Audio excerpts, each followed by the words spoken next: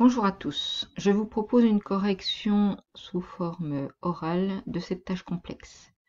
Dans le premier document, on voit que le pH du produit utilisé dans un lave-vaisselle est de 10. On peut donc dire que comme le pH est supérieur à 7, il sera basique. Basique, donc il contient des ions hydroxydes. Vous voyez que ça mobilise plein de connaissances. Dans le document 2, on voit la notice d'un lave-vaisselle qui déconseille l'utilisation d'objets en aluminium parce qu'il y a risque d'une transformation chimique qui peut mener à une explosion. Alors dans le document 3, on trouve un tableau qui récapitule les transformations chimiques de différents métaux, le cuivre, le fer, le zinc, l'aluminium et même des alliages, en milieu acide avec de l'acide chlorhydrique et en milieu basique avec de l'hydroxyde de sodium. On retrouve l'ion hydroxyde caractéristique de la basicité.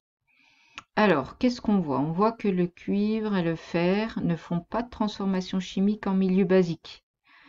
Les trois cases grisées correspondent à votre cours, ce que vous êtes censé savoir, des connaissances, l'action du fer sur l'acide chlorhydrique, du zinc sur l'acide chlorhydrique et de l'aluminium sur l'acide chlorhydrique.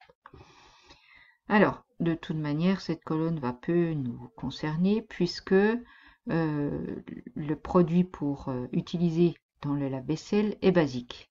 Alors on voit que avec du zinc et de l'aluminium, il y a une transformation chimique qui crée un gaz qui s'appelle le dihydrogène.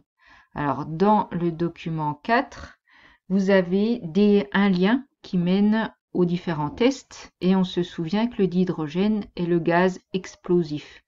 On le reconnaît en mettant une allumette et en observant une petite détonation.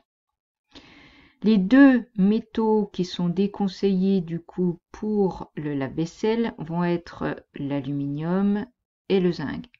On a rarement des ustensiles en zinc, mais en aluminium, ça peut arriver. Alors le bilan qu'il aurait fallu écrire.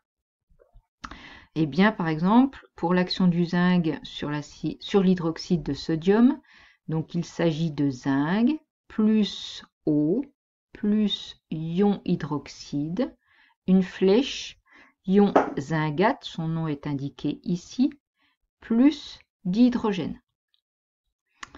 Le bilan de l'aluminium qui réagit avec les ions hydroxydes est le suivant. Aluminium plus eau plus ion hydroxyde, une flèche, ion aluminate plus dihydrogène. Les métaux qu'on peut utiliser pour un lave-vaisselle sont bien évidemment le cuivre, le fer et puis tous les alliages, sans risque d'explosion dans le lave-vaisselle. Bonne journée!